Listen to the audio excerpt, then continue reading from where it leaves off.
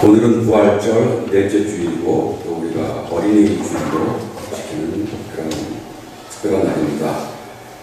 오늘 김병혁 교우께서 기도를 통해서 우리 어린이들을 위한 그 간구를 잘 해주셨습니다.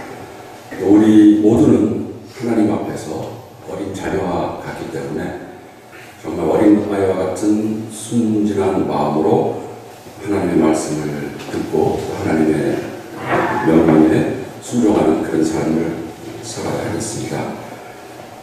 부활절이 몇 주 전에 지나갔지만은 부활절기는 계속됩니다. 오순절 성령 강림 주일까지 우리는 매 주일 예수님의 부활의 의미를 되새기면서 예배를 드리고 있고, 사실은 매 주일 1년 내내 주일 예배는 예수님께서 부활한 날을 기념해서 안식일 대신에 그날을 지켜서 예배를 드리는 것이 그 주일의 의미가 되겠습니다.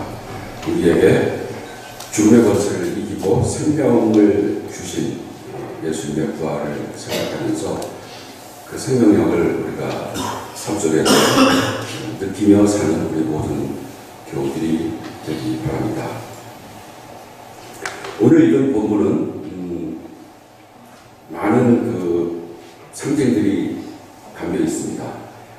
예수님께서 특별히 요한복음을 통해서 나는 무엇이다, 나는 무엇이다 이런 말씀을 많이 하셨습니다.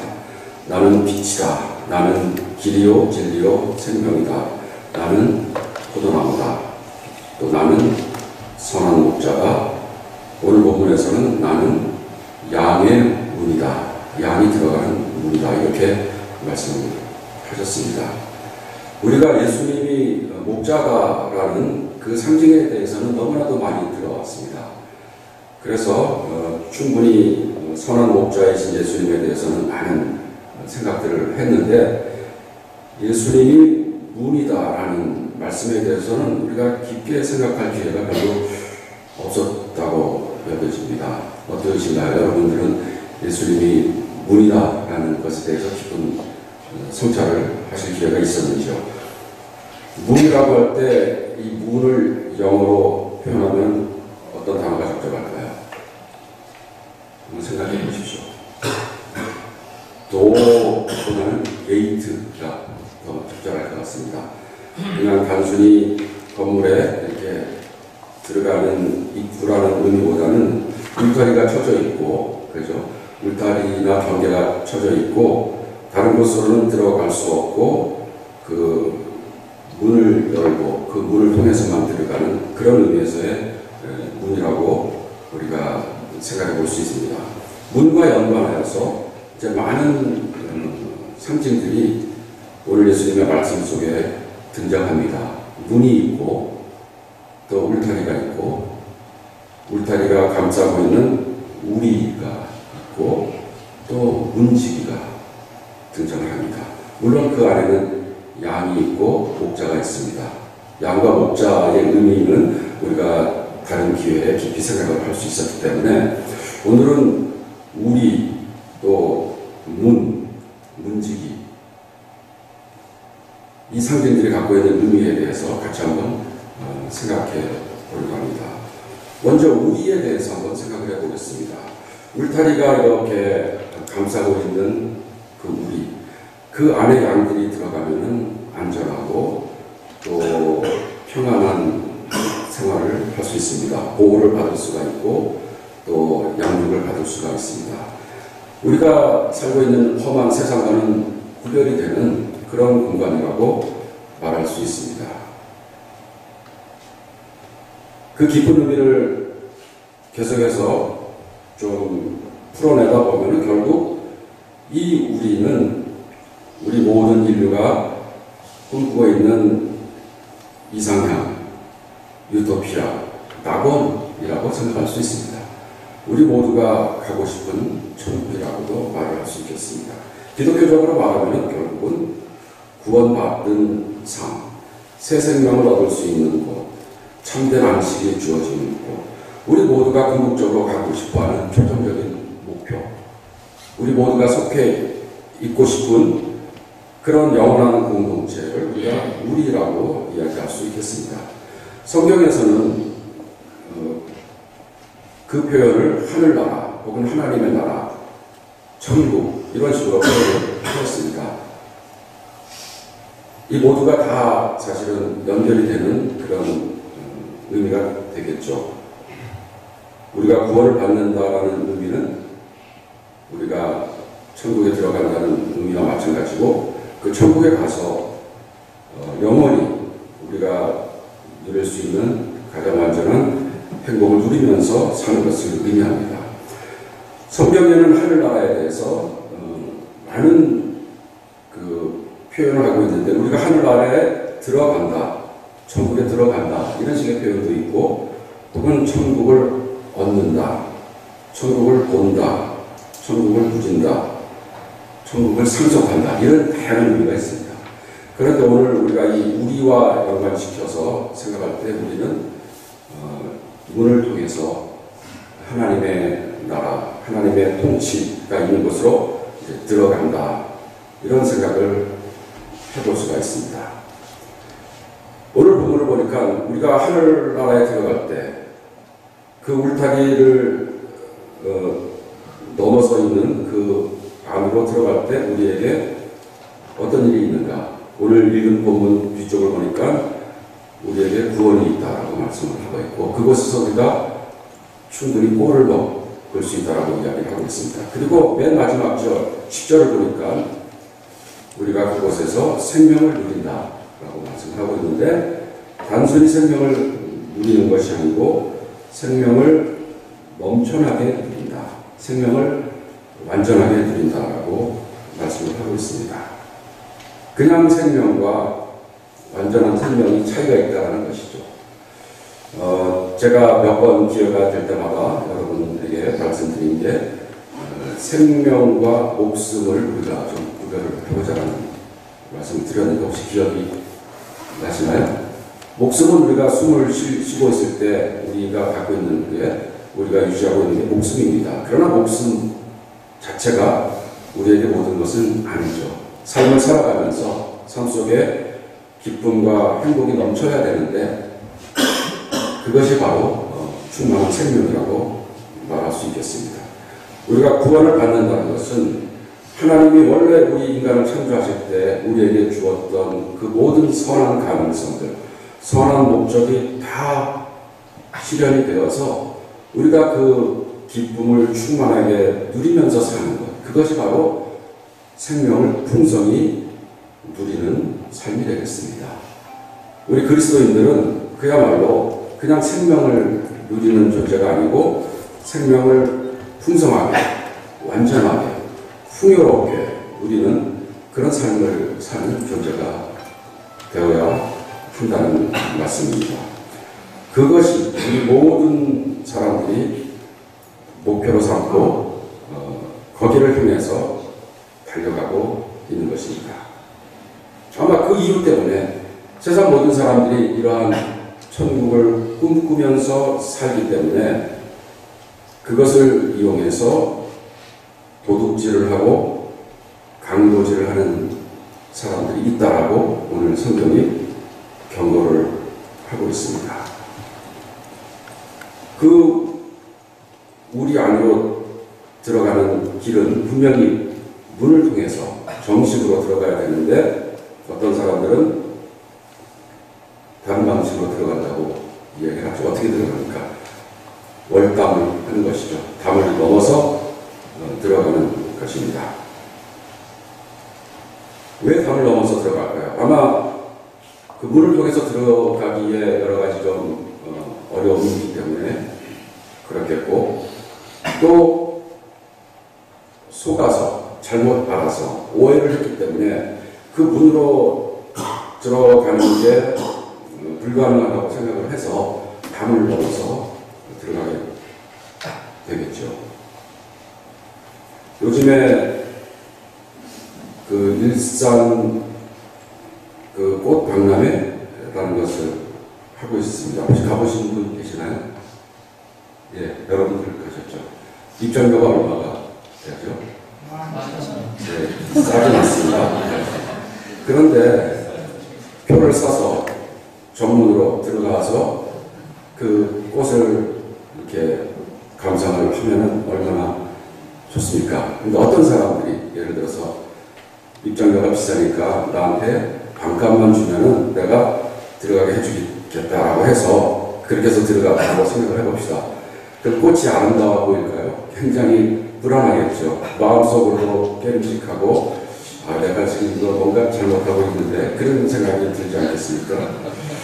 아마 이 하나님의 나라에 들어가는 그 방식도 하늘나라가 좋고 하나님의 나라에 들어가는 게 좋아서 가고 싶어 하는데 뭔가 방법을 통해서 뭔가 쉬운 방법을 통해서 들어가고자 하는 마음이 있을 때 또 그런 것들을 이용해서 잘못된 길로 사람을 이끄는 경우가 있다고 예수님께서 우리에게 경고를 하고 있는 셈입니다. 오늘날 이런 그 잘못된 강도와 도둑과 같은 사람들이 어떤 사람들입니까? 분명히 오늘날 굉장히 심각한 위험이 되고 있죠. 요즘에는 특별히 이단들이 많은 활동을 하고 있는데 이들은 구원을 받기 위해서, 천국에 가기 위해서 그들만이 갖고 있는 방식을 강조를 합니다. 많은 사람들이 미혹이 되어서 문으로 천국에 들어가려고 하지 않고 다른 방식으로 들어가려고 노력을 하고 있습니다. 그러나 그뿐이 아닙니다. 종교가 아니고 이단이 아니어도 이 세상의 풍조는 우리에게 참된 행복이 무엇인가? 우리 삶의 궁극적인 목적이 무엇인가? 이런 질문에 대해서 잘못된 답을 주고 있는 경우가 많이 있지 않습니까? 우리가 이 땅에서 살 수 있는 것, 이 땅에서 쌓아놓을 수 있는 것, 이 땅에서 소유할 수 있는 것, 이 땅에서 과시할 수 있는 것, 세상 사람들의 부러움의 대상이 되는 것, 이런 것들이 우리를 행복하게 해주고 우리에게 진정한 삶의 의미를 준다. 생명의 진정한 의미가 이런 것들이다라고 내세우는 사람들이 얼마나 많이 있습니까? 많은 사람들이 그러한 꾀임에 속아서 이 세상을 헛된 것을 추구하면서 삶을 살아가지 않습니까? 마지막에 자기가 아무것도 선택할 수 없을 때에 도달해서야 비로소 내가 정말 소중한 것을 놓치면서 살아왔다라고 후회하게 되지 않습니까? 당시 예수님 당시에 유대교가 바로 그런 잘못된 방식으로 천국 가는 길을 소개하고 있었다는 것을 예수님께서 말씀을 하고 있는 것입니다. 그곳에 들어가는 것, 우리 안으로 들어가는 것이 그렇게 중요하지만은 그러나 잘못된 방식으로 접근하지 말라는 그런 경고가 되겠습니다. 그렇다면은 문의 의미는 또 무엇일까요? 문에는 두 가지 기능이 있다는 생각을 해봅니다. 하나는 보호하는 기능이 되겠습니다. 대개 성이 있으면 들어가는 문이 있게 되겠는데 문은 다른 데보다 단단하게 잘 방어가 되어 있죠. 그리고 문을 닫으면 밖에서 아무도 못 들어오게 그렇게 문을 만들어 놓고, 그러나 안에서 문을 열면은 크게 문이 열려서 많은 사람들이 쉽게 들어오게 됩니다. 문은 무엇보다도 울타리 안에 있는 영역을 지키는 그런 역할을 하게 됩니다. 그러나 또 한편 문은 많은 사람들이 쉽게 들어오게 하는 역할도 하지 않습니까? 문과 연결되는 큰 대로가 있기 마련이고 또 계단도 만들어 놓고 그 지역을 잘 정비를 해서 자격이 있는 사람들, 그 안에 들어올 수 있는 그 권리가 있는 사람들은 쉽게 들어올 수 있도록 문을 만듭니다. 예수님께서는 당신이 양의 문이다, 양들이 들어올 수 있는 문이다라고 말씀을 하고 있습니다. 그 문은 바로 생명의 문이죠. 그 안으로 들어가면 생명을 풍성하게 누릴 수 있는 그런 문이라는 것입니다. 예수님께서 나는 길이요 진리요 생명이니 나를 통하지 않고는 아버지께로 갈 자가 없다라는 말씀을 하셨습니다. 많은 사람들은 이 말씀을 예수님 외에는 이 아버지께로 갈 길이 없고 이런 의미에서 문을 굉장히 좁히고 문으로 들어갈 수 있는 사람과 들어갈 수 없는 사람을 구별하고 그리고 다른 사람을 배제시키는 그런 의미로 많이 해석을 하는 것 같습니다. 오늘의 이 본문도 많은 사람들이 그 점을 강조해서 해석을 하기도 합니다. 그러나 우리가 문의 비유를 곰곰이 생각해 보면은 이 문은 쉬운 접근성을 위해서 더 많은 사람들이 울타리 안으로 그 우리 안으로 들어가는 것을 가능하게 하기 위해서 만들어진 의미라는 것을 우리가 깨달을 필요가 있습니다. 물론 도둑과 강도를 막기 위해서 필요한 모든 장치를 해야 되겠지만 그러나 문이 갖고 있는 근본적인 기능은 사람들이 통과하는 것입니다. 예수님께서 나는 문이다라고 말씀하신 것은 이 문으로 아무나 못 들어온다. 이 문으로 너도 못 들어오고 너도 못 들어오고 이런 식으로 사람들을 쫓아내기 위해서 배제하기 위해서 하신 말씀이라기보다는 나를 통하면 누구나 쉽게 이 우리 안으로 들어갈 수 있다고 활짝 문을 열기 위해서 우리들에게 이런 말씀을 해 주셨다는 생각을 해보게 됩니다. 비유는 비유로 보는 게 이제 가장 적절하다고 생각이 되는데 예수님의 이 문에 관한 비유를 오늘의 상황하고 연관시켜서 같이 생각을 해보려고 합니다. 요즘에 유럽의 그 아프리카를 탈출해서 유럽으로 입국하려는 난민들이 많이 있지 않습니까? 아프리카의 여러 가지 형편이 너무나도 어렵기 때문에 살기 위해서 온갖 위험을 무릅쓰고 유럽으로 들어가고 있습니다. 만약에 우리가 한번 이런 가정을 해보겠습니다. 유럽 공동체에서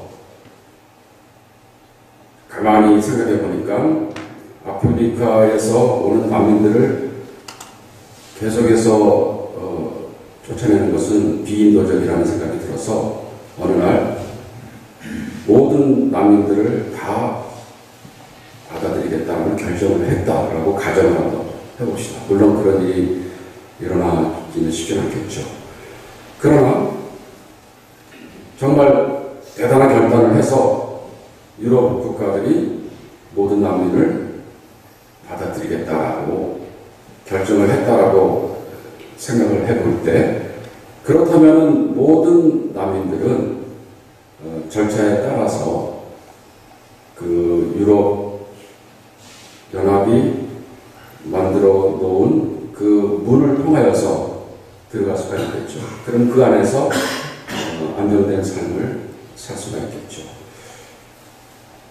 그러나 여전히 그 소식을 모르는 사람들 혹은 다른 꿍꿍이가 있는 사람들이 아프리카에 있는 어려운 상황에 있는 사람들을 유혹을 해서 위험한 배를 타게 한다거나 사막을 통하여서 유럽으로 불법으로 입국을 하게 한다거나 하는 그런 일들이 계속해서 있다라는 생각을 한번 해봅시다.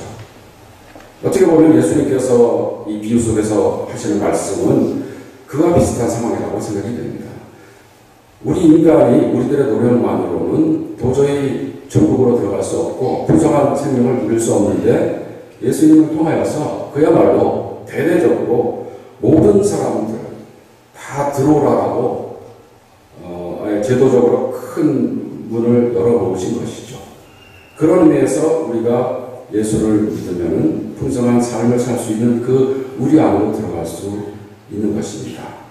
사람을 배제하고 사람을 선택하기 위해서 만든 제도가 아니고, 원하는 사람은 정말 범죄자가 아니고 나쁜 의도가 있지 않으면 모두 다 이 문을 통해서 들어와서 풍성한 삶을 살 수 있도록 그런 제도를 만들어 놓은 것이 바로 예수라는 문인 것입니다. 그러나 그 문을 통하지 않고 여전히 불법적인 방법으로 그 문 안으로 들어가려는 사람들은 굉장한 위험을 당하게 되고, 그리고 또 그 안에 들어가서도 참된 생명을 누리지 못하게 되는 것이죠.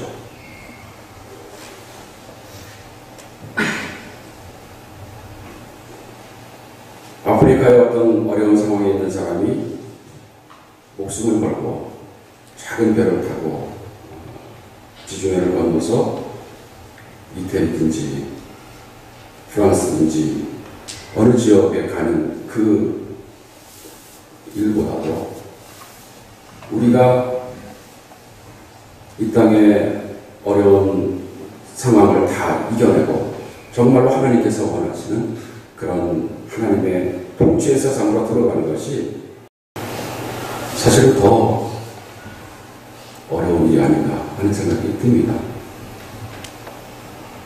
그러나 그 일을 하나님께서 가능하게 해주신 것입니다.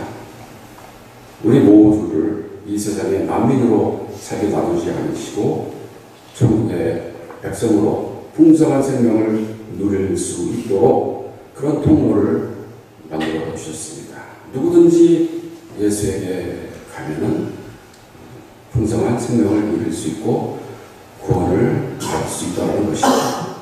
이렇게 새로운 제도, 새로운 시스템이 생겼다는 것을 아직도 세상에 많은 사람들은 모르고 있는 것이죠. 우리 기독교인들은 어떻게 보면은 이것을 홍보하기 위해서 존재하는 사람들이라고 생각하는데요. 아직도 여전히 담을 넘어서 행복을 누리려고 하는 사람들에게 그 길이 아니고 정말 지금 문이 활짝 열려있다. 그 문으로 가게 되면 우리들에게 참된 생명, 행복한 삶이 기다리고 있다. 이것을 먼저 깨달은 사람들이 기독교인이고 또 그것을 전하는 것이 바로 전도요, 선교라고 생각이 됩니다. 이제 우리가 무엇인지, 울타리가 무엇인지, 또 문이 무엇인지 어느 정도 우리가 좀 생각을 해보았습니다. 이제 마지막으로 문지기에 대해서 한번 생각을 해보려고 합니다. 오늘 본문에 나오는 문지기는 어떤 존재인 것 같습니까? 문지기가 보니까 목자가 들어올 때 그 목자가 참된 목자인지 아니면 도둑인지를 구별을 해서 참된 목자가 들어오게 한다고 나와 있습니다. 그런 의미에서 볼 때 그 문지기는 목자보다도 조금 더 이렇게 권위가 있는 존재, 더 판단력이 있는 존재가 아닐까 하는 그런 생각도 듭니다. 어떤 사람들은 그 문지기가 성령이다 이렇게도 이야기를 하기도 합니다. 그러나 교회 역사에서는 그 문지기를 교회라고 생각을 해왔습니다. 특히 베드로가 천국의 그 열쇠를 받았다고 우리가 알고 있지 않습니까? 그래서 하늘나라로 들어갈 수 있는 사람과 들어갈 수 없는 사람을 판단하는 그 능력이 베드로에게 있고 또 교회에게 있다고 생각을 해왔습니다. 그래서 오랜 역사 동안에 교회는 구원으로 들어가는 문의 열쇠를 갖고 누가 들어갈 수 있고 누가 들어갈 수 없다는 것을 결정을 하면서 그 권한을 너무나도 오용하기 시작을 했습니다. 들어가는 문을 너무 높여놓고 또 자기네들이 만들어 놓은 기준에 맞춰서 그 기준을 만족시킬 때만 들어갈 수 있는 자격을 주었습니다. 예수님께서는 원래 모든 세상 사람들을 위해서 그 문을 활짝 열어놓으셨지만은 교회는 오랜 역사를 통해서 그 문을 너무나도 좁게 만들어 놓았습니다. 1077년에 카노사라는 곳에서는 신성로마 제국의 하일리 4세와 교황 그레고리 7세가 대결을 하고 있었습니다. 황제는 막강한 권력을 갖고 있었죠. 교황은 어떤 권력을 갖고 있었을까요? 바로 성찬에 참여할 수 있는 자격을 줄 수도 있고 뺏을 수도 있는 권력을 갖고 있었습니다. 그래서 황제와 교황이 대결을 하였는데 결국은 황제가 교황 앞에 무릎을 꿇고 용서를 빌었습니다. 그래서 비로소 그 황제에게 성찬에 참여할 수 있는 자격을 주었습니다. 이것이 그 유명한 카노사의 굴욕입니다. 오랜 기간 동안 교회는 성만찬에 참여할 수 있는 그런 자격이라든가 혹은 심지어는 면죄부 제도를 통해서 천국에 들어갈 수 있는 자격까지도 교회가 결정할 수 있다고 생각을 하면서 교회의 그 권력을, 영향력을 확대하였습니다.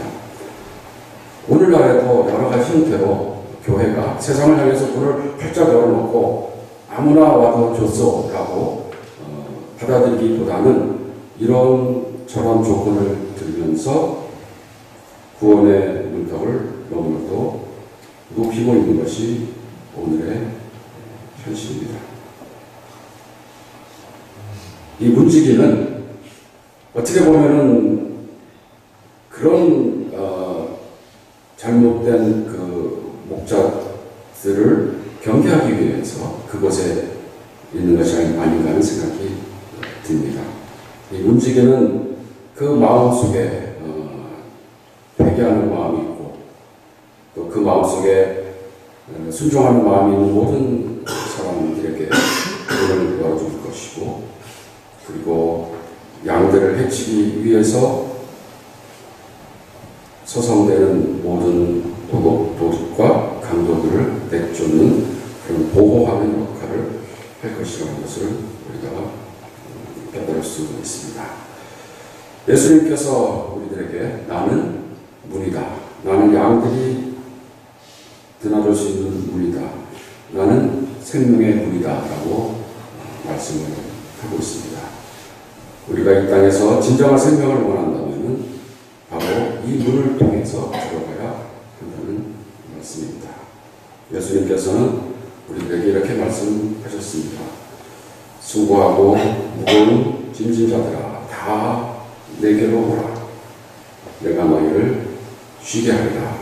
나는 마음이 온유하고 겸손하니 나의 멍에를 메고 내게서 배우라.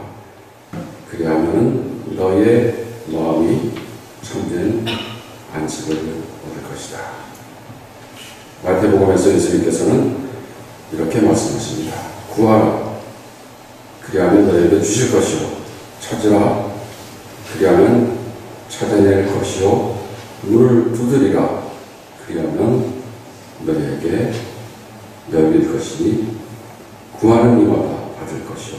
찾는 이는 찾아낼 것이요. 두드리는 이에게는 열릴 것이니라. 우리에게 열려있는 이 생명의 문, 이 문은 다른 사람을 위해서 있는 것이 아니고 바로 우리를 위해서, 나를 위해서, 나 한 사람을 위해서 있는 문입니다. 그 문 주에서 서성이지 말고 과감하게 문 안으로 들어가서 예수님께서 우리를 위해서 마련한 풍성한 생명을 누리는 우리 모든 삶의 교훈이 되기를 간절하게 바랍니다. 기도드리겠습니다.